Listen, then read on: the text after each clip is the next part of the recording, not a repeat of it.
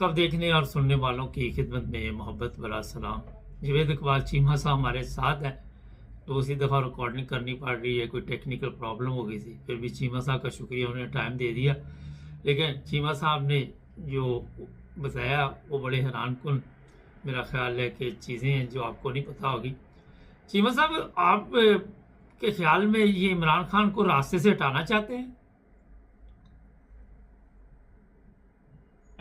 मुबारक साहब, आपके लिए और आपके सुनने वालों के लिए, आपके नाज़रीन के लिए मैं एक आज मुनफरद बात कर रहा हूँ।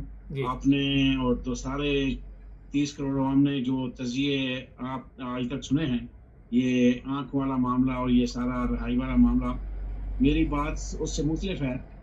मैं ये अर्ज करना चाहता हूँ कि शायद कुछ लोगों को बुरा लगे, मैं पेश की माफ़ी चाहता हूँ। मेरे भी जज्बात इमरान खान के साथ उतने ही हैं जितने दूसरे लोगों के हैं। मैं भी उसे अपना मुर्शिद समझता हूँ, मैं भी उसकी कदर करता हूँ, मैं भी इनकलाब का हामी हूँ, मैं भी इमरान खान के लिए दुआ करता हूँ अल्लाह ताला उसको सेहत कामला अता फरमाए। मगर जो ज़मीनी हक़ाइक़ है, मैं उस पर बात करना चाहता हूँ कि सारे तजिए उल्ट हो गए। जितने भी लोगों ने तजिए किए हैं ना, मेरे तजिए मुख्तलिफ है। मैं ये चाहता हूं कि क्या हम बेवकूफ हैं? हम नहीं समझ सकते कि इन्होंने 3 महीने जो इमरान खान के मुलाकातें रोकी थी और 3 महीने के अंदर जो इन्होंने केमिकल दिया है, जहर दिया है, या जो कुछ उसको मौत के दहाने तक पहुंचाने के लिए फिरौन ने और फिरौन की मशूका ने जो काम किरदार अदा किया है, क्या हम इतने बेवकूफ हैं कि हम छोटी सी बात को समझ ना समझ सके कि रास्ते से तो ये तो पहले दिन से ही रास्ते से हटाना चाहते हैं। ना तो इमरान फिरौन की किताब में ये बात है कि इसको जिंदा देखना है, ना हिंदा जनर रानी और गराज वाली नानी के या शरीफ खानदान या जरदारी खानदान के किसी किताब में है कि इसको जिंदा देखना है। क्योंकि इमरान खान जिंदा तो इनकी मौत, तो ये कैसे हो सकता है कि अपने दुश्मन को जिंदा रखें? उसको तो पहले दिन से ये गोलियां भी वजीराबाद में मारी गई, उसके ऊपर कितने हमले हुए, कितना उसके कातलाना हमले करवाए गए, कत्ल करने के लिए क्या क्या मंसूबे हुए, क्या क्या बंदे छोड़े गए। तो ये तो उसको कत्ल करना चाहते हैं, ये उसको रास्ते से हटाना चाहते हैं, ये तो बात क्लियर है। नंबर 2, इस वक्त जो ड्रामा रचाया गया वो लोगों की नजरों में थोड़ा सा और तरह का है। मेरी नजर में ये है कि सुप्रीम कोर्ट को ख्वाब नहीं आई थी, ये एक प्री प्लान्ड ड्रामा रचाया गया है, प्री प्लान्ड एक प्रोग्राम किया गया है कि सुप्रीम कोर्ट के जज को ख्वाब नहीं आ गया था। उसने फिर जागे सुप्रीम कोर्ट के जज साहब कर्नल की पर्ची से जागे, वो कर्नल की पर्ची से एक वकील को सुलमान सफ्दर को ऑर्डर हुआ कि वो जेल में जाए, वो फिर सुलमान सफ्दर से लिखाया गया, फिर वो शाया किया गया, जो कि अनहोनी है।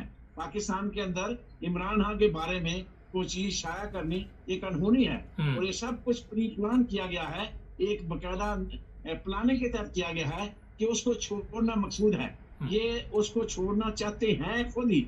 उसके लिए एक प्लानिंग थी इनकी कि अब उसको जेल में, ये खुदा खासा ये चाहते हैं कि जेल में इसको इसके साथ कुछ हादसा पेश ना आ जाए, क्योंकि उनको पता चल गया है, उन्होंने जो प्लानिंग की है, उन्होंने जहर दिया है, उस जहर का जो असर है, जो जो उन्हें बताया गया है, यानी नजूमियों ने, डॉक्टरों ने जो उनको बताया है, इमरान खान अब इतने दिन जिंदा रहेगा, महीना 2 महीने 3 महीने, अब ये असर जहर का किसी वक्त भी हार्ट अटैक हो सकता है, किसी वक्त भी उसकी डेथ हो सकती है। तो ये इनकी प्लानिंग थी कि अब इसको आजाद करना है, उसके लिए ये सारा ड्रामा रचाया गया। फिर दूसरी बात ये भी थी कि किस तरह ये लोगों को बताएं कि ये सूरत हाल है। फिर सुप्रीम कोर्ट का ड्रामा रचा के सारा कुछ पेश किया गया और उनकी आंख का सारा मंजरनामा, सारा कुछ, हर चीज शाया की गई। अब ये देखना मकसूद था कि इनकलाब आता है कि नहीं, लोग बाहर निकलते हैं कि नहीं। वो भी एक इम्तिहान था अवाम का, वो भी मोरल चेक करना था, वो भी टेम्परेचर चेक करना था। तो उसमें तो मैं सारी टू से मैं खुद कहता हूं कि मैं भी उसी बेहिस कौम से तल्लुक रखता हूं, मैं उसी बेरहम कौम से तल्लुक रखता हूं, मैं उसी बेहिस कौम से तल्लुक रखता हूं जो नहीं निकली, जो आज तक नहीं निकली। हम सिर्फ बातें करते हैं, इनकलाब नहीं आया, नहीं निकली। हाँ, लोगों को जो बड़े बड़े आखिरी हमारे पास एक सुहेल अफरीदी का वो कहते हैं सहारा रह गया था, उसकी ट्यून भी कम हो गई, उसकी नारे भी कम हो गया, उसका वजन भी कम हो गया, उसको भी चूरन दे दिया गया। तरीके साहब के बाकी लीडर तो सारे पहले ही बिक चुके थे।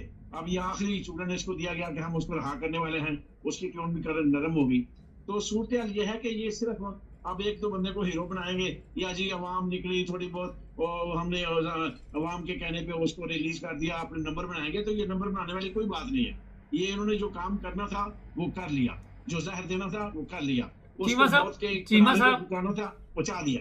चीमा साहब, ये तो साफ जाहिर है, इसमें कोई दो शक नहीं या दो राय नहीं कि वो पार्लियामेंट से क्या ली हुई है, वो अस्तना ली हुई है, लफ्ज़ ही नहीं ज़ुबान पे आ रहा था। तो ये तो इन पे तो केस भी नहीं हो सकता किसी किस्म का भी। देखें, जो डर, जो चोर होता है ना, चोर की दाढ़ी में मुबारक साहब तिनका होता है। वो हर वक्त वो समझता है कि ये जो बात हो रही है ना, ये मेरे बारे में हो रही है। कि वो शक की निगाह से देखता है, उसको पता होता है कि चोरी तो मैंने की है, तो ये कि राज फाश ना हो जाए। वो इस्तिस्ना लेके भी डर है, डर और खौफ में मुबतला है। फिरौन ने इस्तिस्ना ले लिया हुआ है, मगर उसके बावजूद उसको डर और खौफ इतना है, उसको पता है कि इमरान खान कोई छोटे कद का बंदा तो है नहीं, इंटरनेशनल बंदा है, और उसका केस इंटरनेशनल अदालत में चला जाएगा। वहां से इसके खिलाफ कोई ना कोई पिटीशन आ जाएगी, इसको पकड़ा जाएगा, इसको घसीटा जाएगा। ये इसके साथ वो अपने अंजाम से खौफजदा है। उसने जो किया है ना, जो कर बैठा है। नहीं तो शरीफ खान चीमा साहब, नवंबर को चीमा साहब, शरीफ खानदान के लिए कौन सा ये पहला कोई बंदा कत्ल होना है? उन्होंने कई पुलिस वाले कत्ल करवा दिए, कई जनरल कत्ल करवा दिए, कई कर्नल कत्ल करवा दिए, कई चपरासी कत्ल करवा दिए। अब जिसके ऊपर ये इल्जाम लगा रहे हैं उसकी भी जान को आप समझते हैं खतरा है? देखें, असल में होता यही है कि बंदा जो है ना, वो 100 चोरियां करता है, 100 डाके मारता है, 100 कत्ल करता है, 100 हरामजदियां करता है, 100 जना करता है। तो किसी जब अल्लाह की पकड़ आती है ना, तो छोटे से मामले में भी पकड़ आ जाती है। असल में वो डर खौफ इस बात का है। ये नहीं होता कि मैं करता जा रहा हूँ और मैं पकड़ा नहीं जाऊंगा। मतलब उस शरीफ खानदान का हाल ये है, उन्होंने बड़े मार्टून में कत्ल किए, अपने सारे गवाह जो मरवा दिए, अपने गवाहों को कत्ल करवा दिया, गवाहों को अगवा कर लिया। जरदारी का भी ये हाल है कि वो शबाशी ने मसूद चपरासी को कत्ल कर दिया, डॉक्टर रिजवान को जहर दिया गया, उसको मार दिया गया, मसूद चपरासी को भी जहर दिया गया था, मार्टून में डायरेक्ट गोलियां मार दी गई। अब फिरौन ने 26 नवंबर को जो कत्लेआम किया, ये सारा कुछ वो कर चुके हैं। उनको पता है कि हमें जो है ना, मगर डर रहता है, डर अपने अंदर रहता है कि ये जो काम हम कर रहे हैं ना, ये साफ तरीके से करें कि किसी को पता ना चले। मगर होता ऐसा नहीं है। जो मैं सोचता हूँ कि जरूरी नहीं कि वही हो, मेरे अल्लाह ताला सारे अहकाम जारी करे। इनको अंदर जो डर खौफ लगा हुआ है ना कि ऐसे करेंगे तो ऐसे हो जाएगा, ऐसे करेंगे तो फंस जाए, उससे बचने के लिए अब इन्होंने काम तो कर दिया है।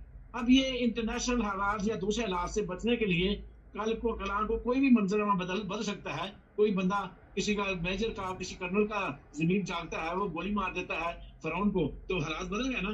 तो या वैसे ही पकड़ लेता है, इसको जेल में बंद कर देता है, तो हालात तो बदल गया ना। तो अगर खुदा ना ऐसा, जिस तरह आज फिरौन की बात हो रही है, फैज अमीर जेल में है, खुदा ना ऐसा मेरे फिरौन साहब जेल में चले जाते हैं, तो फिर मुकदमा तो चलेगा ना। तो डर और खौफ रहता है। नहीं, वो जेलर पे डाल रहे हैं सारा, सुप्रिटेंडेंट जेलर को के ऊपर भी लान तान सोशल मीडिया पे काफी नुमाया है इस वक्त। देखें, वो मेरा इशू नहीं है। गफूर अंजम मेरा इशू नहीं है सुप्रिटेंडेंट, क्योंकि पहले अकरम को, डिप्टी सुप्रिटेंडेंट अकरम को इस्तेमाल किया गया, उसने इनकार कर दिया इमरान खान को जहर देने के लिए, तो फिर उसको कुडेला लगा दिया गया। अब इस्तेमाल तो किसी ने होना था, पैसे लेके इस्तेमाल। इसकी जिंदगी कितनी महफूज है, जिसको इस्तेमाल हो गया, जिसको इस्तेमाल कर लिया, उसकी जिंदगी कितनी महफूज है। उसको लटकाने से पहले ही उसको कत्ल कर दिया जाए, उसको रास्ते से। ये मैं आपको बता रहा हूँ कि गफूर अंजम को भी ऐसे ही कत्ल कर दिया जाएगा जैसे जरदारी ने अपने जो है ना वो बंदों को कत्ल कराया, शरीफ खानदान ने कत्ल कराया। ऐसे ही गफूर अंजम को भी रास्ते से हटा दिया जाएगा। जब बड़े माफिया के सरदार को पता चलेगा कि मेरा नाम आ रहा है, तो गफूर अंजम गया। गफूर अंजम की बस की बात ही नहीं है। वो किस बात की मूली है, किस खेत की मूली है कि वो अपने आप ये काम करे। गफूर अंजम को तो किसी ने हुक्म दिया ना, हुक्म अब जनरल रानी ने दिया है या फिरौन ने दिया है, जिसने भी दिया है वो तो फंसेगा।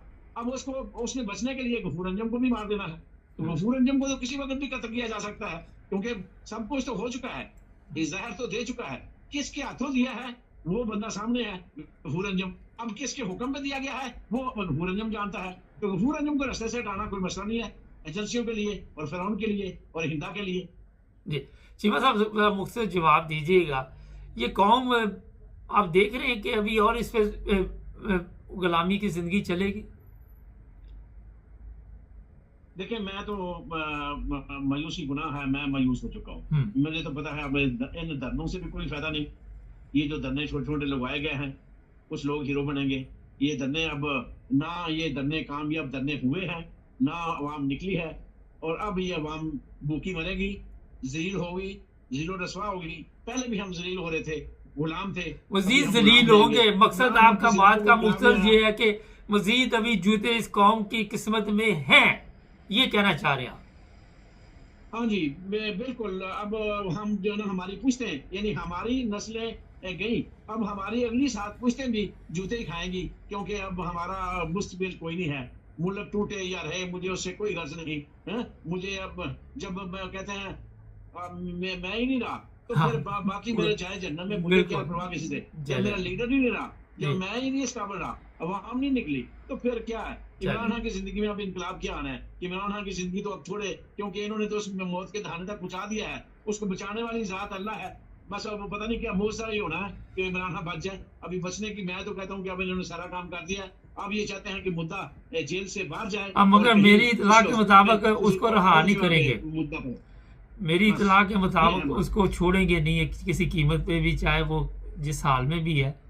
लेकिन नहीं, ये छोड़ेंगे, ये मजबूरी है इनकी, ये मजबूरी है। इन्होंने ये सारी ड्रामा जो रचाया है ये छोड़ने के लिए रचाया है। चलिए, उसको छोड़ना चाहते हैं, बहुत शुक्रिया, उसको रिलीज करना चाहते हैं जी, इसलिए सारा ड्रामा रचाया है। बहुत शुक्रिया चीमा साहब का। ये थे जनाब चीमा साहब। और ये मैं बता देता हूँ कि बात में वज़न तो है। ये मैं आपको इसलिए बता रहा हूँ कि पहला कत्ल तो नहीं शरीफ ख़ानदान के लिए मामूली केस है। जिस ख़ानदान ने फ़ौज को 7 लाख फ़ौज को आगे लगाया हुआ है, गुलाम बना लिया है, उनके लिए कौन सी प्रॉब्लम है? चैनल को सब्सक्राइब